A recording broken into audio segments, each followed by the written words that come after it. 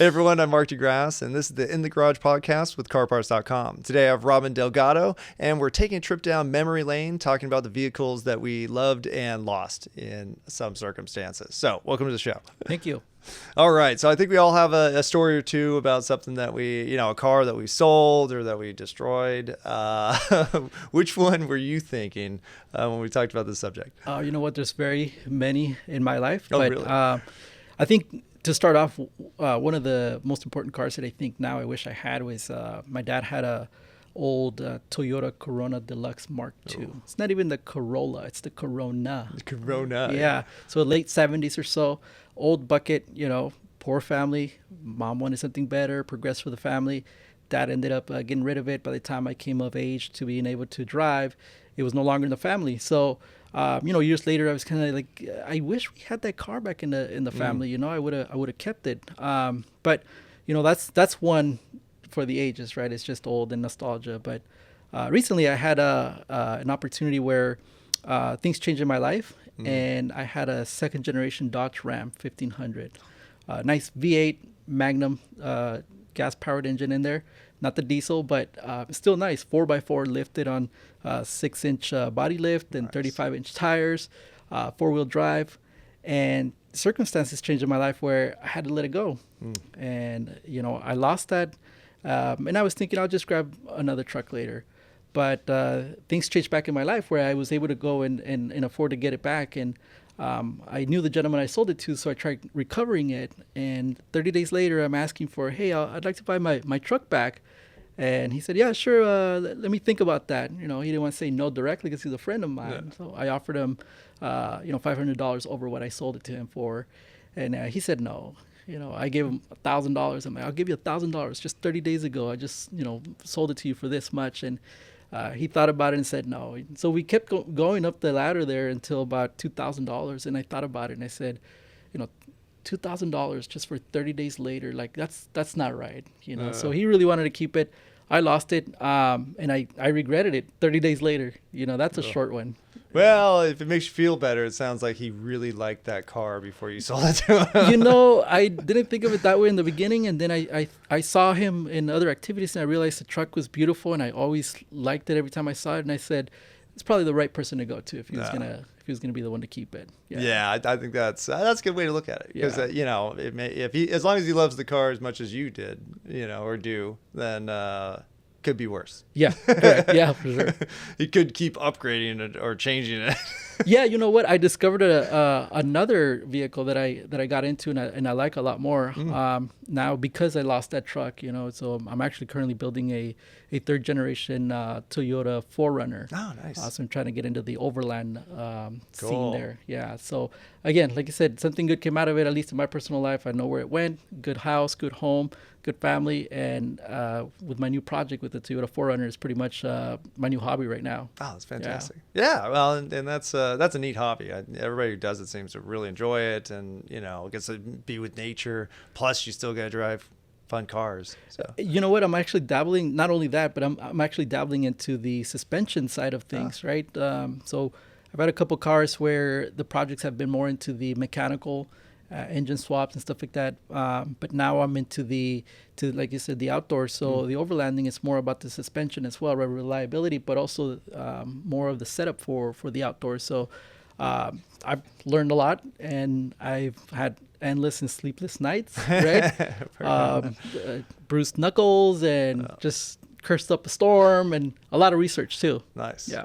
No, that's awesome. Wow. And at the end of it, you get to take a trip with it and go somewhere cool, which is awesome. Yeah. I mean, had a good trip up to Oregon. I've gone out to Arizona, down to Mexico. Nice. In fact, one of the coolest trip I had was when I first bought it.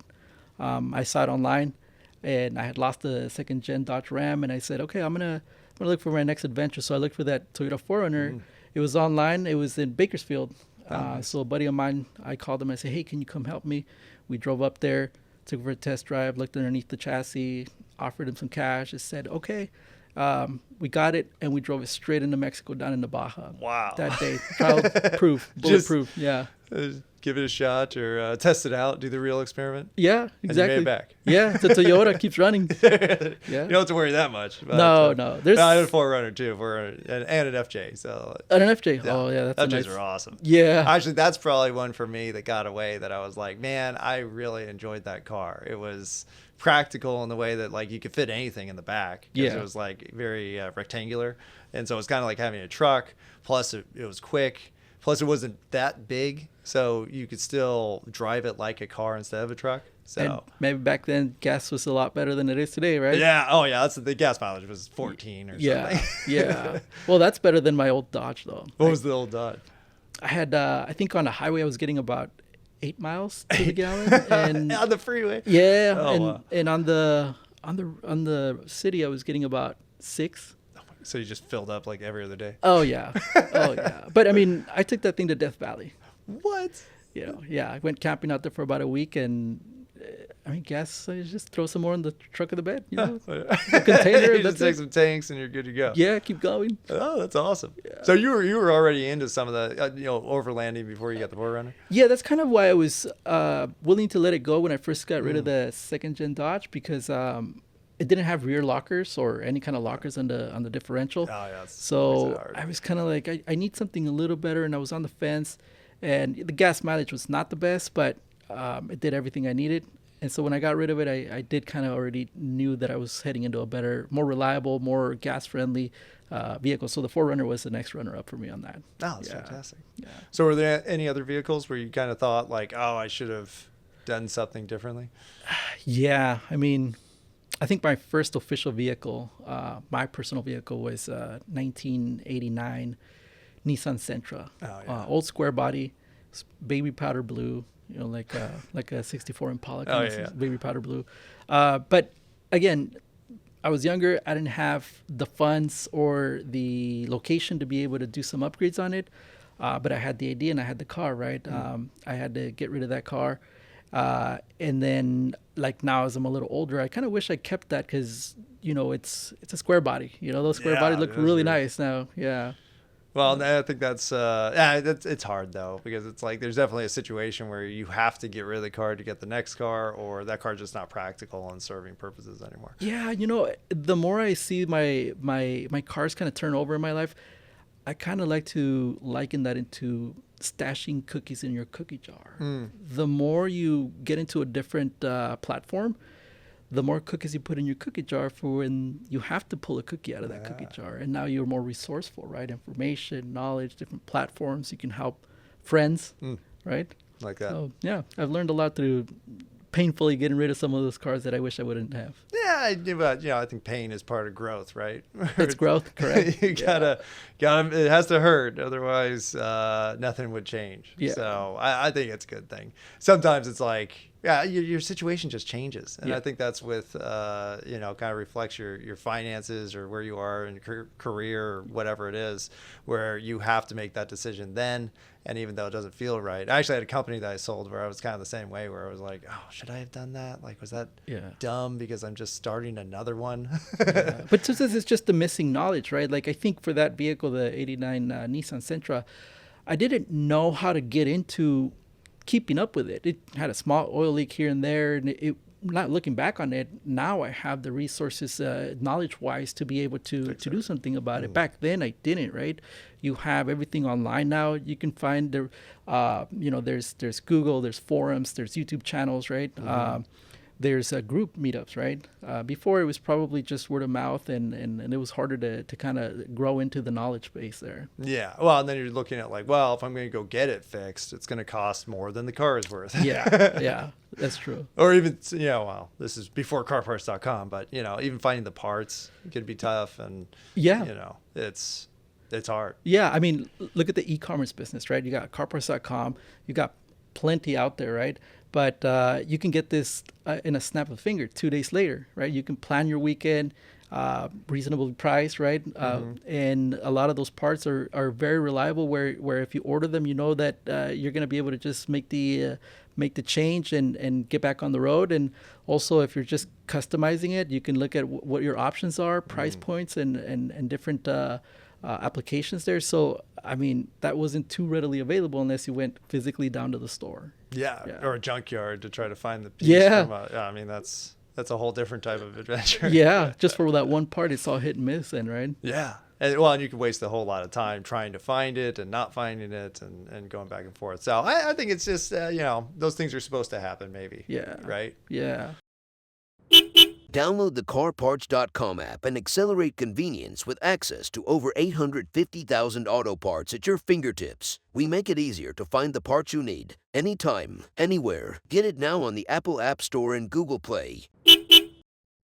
J.C. Whitney is back. The original auto parts catalog, a garage staple and cultural cornerstone for over 100 years, is now a magazine. Whether you're a newcomer or a longtime gearhead, J.C. Whitney instills confidence by delivering expertly curated auto parts and a gateway to engaging community experiences, entertainment, resources, and inspiration. Learn more about the new J.C. Whitney at jcwhitney.com. So are you going to stick with the 4Runner? No plans on... Yes, I'm going to do so for I'd say another 4 to 5 years. There's always something that you can do to your project cars or so, right? So I want to build more of the exterior. I kind of got the suspension done. Did you put the tent on top yet? Not yet. No. Yeah. So that's the next thing I need to do. It's that and the bumpers, custom bumpers. Yeah. Nice. So I did the suspension. I rebuilt the top end. The heads to the top. And I'm doing more of the rooftop experiment now. I'm trying to figure out what to do with the top and also the bumpers. But I have an additional project that is always ongoing. It's another platform. It's the BMW 80 series. Oh, nice. And that's been my baby. I mean, that's one where I learned my lesson on letting go of some cars in the past where even if I'm not into it for a season or two, I won't get rid of it. Yeah. I won't get rid of it. Yeah. That'll still be useful. I had a friend in high school that had an 80s BMW, and I remember one time we came out of the high school parking lot, and he just, I don't know what the heck he was doing, but he hit it too hard, and we literally got on the street, and then it did like 360s before we stopped facing the opposite direction. And that's my memory of that car. That's scary in a little small tin bucket car like that. Oh, yeah. Well, it's the windows are actually, Yes. that's one of the things I love about it is the windows. You're so open. Yeah. You can see everything, and so take the crap out of them. I don't condone this, but I ran the carpool lane because of circumstances, and it's no tinted windows. You could see in and out, and sometimes I see motorcycle officers pass by and they're kind of like, nice car. I mean, you could tell I'm driving it on my own because, traffic is flowing, but you're totally right. You can see in and like out. A bubble. Yeah. It's like a bubble. You're just a fish in a tank, I think that's what makes it fun though. Cause that reminds me, my next door, how I learned how to drive stick was on my friend that I grew up with. He had a BMW like that. And went to a parking lot. And that's how I learned how to drive stick. I love the fact that they are stick as well. Yeah. And it's a new security system, right? Not Yeah, everybody can drive that now. Yeah. No, it's not that hard. Maybe it is. Well, first of all, it's stick, right? So not everybody can drive that. Second, it's European layout. Yes. Which is a little different. more, above the regular stick, right? And then, my car is, it kind of stands out. It's got gold rims, a midnight purple color. So nice. I leave the windows down, and people admire it more than they want to just steal it and go for a joyride. I'm sure they'll steal something else instead. Yeah. Good luck. Well, no, that's an awesome car. Yeah, And, it is. I think it's a good mix. The two dream car solution where you have the project car and something practical. Yes. And then you could be happy. Yes. Just don't sell it all the time. That's what I'm trying to do. I actually have a third car. Oh, you do? Just so that I don't get rid of one of the two project cars. Nice. Yes. Yeah. What's the third car? Is it practical? It is. It's actually a nice family sedan, Nice. 4-door BMW 535i. Oh yeah. Yeah. So I don't touch at all. Yeah. All I do is maintenance. If I need something, go online, CarParts.com, look at the website. It's going to be here. Take care of it. Done. Maintenance, and it's nothing else to deal with. Yeah. Yeah. No, have one that you could always find stuff for, and that there's a zillion of. So it'll be fine. Yeah. No, that's smart. I think that's a good mix. Yeah. 3-car mix. I've learned. You've learned. I've lost many. How many cars was that? Oh man, I think I'm on maybe like the 7th now. 7th? Yeah, I had a time where I was into motorcycles. Oh, okay. So that took a big chunk of my life too. Yeah. Yeah. That's good. And you're alive. I'm alive. Yeah. Statistically speaking, I'm doing really good. Yeah, right. Well, it's funny. I thought about that because everybody's always like, the donor. What do they call them? Donor cycles. Donor cycles. Yes. Yeah. And I'm like, yeah. Well, my extended family has ridden motorcycles since I was a child, and they've all survived. And I'm like, maybe you should just be careful. Yeah. I mean, but you can only do so much where other people Yes. are the ones who are probably Yeah, but I think awareness and then experience that makes a big difference too. Yeah, and following the rules. Yeah, that's true. I mean, I go back to the experience, right? Like now I know like where to kind of cut it off, and I've been riding for a long time, so I get back into my project cars and keep those a little more safe, right? Nice. Yeah, I like that. Well, I think that's a good mix. So what motorcycle right now? Or no, actually, no yeah. At one point I had two at the same time. I just had two different styles, and once I decided to move away from it, I just exited that scene. Not that it's not in me, like and you can always go back to it. Yes, yes. I think that's the one thing about car culture that's really cool is that nobody minds if you leave and come back. Like Absolutely. You're not allowed back here. Absolutely, I've made some of the best friends through the automotive culture. I keep in touch with some of the people who have helped me out so much with my projects.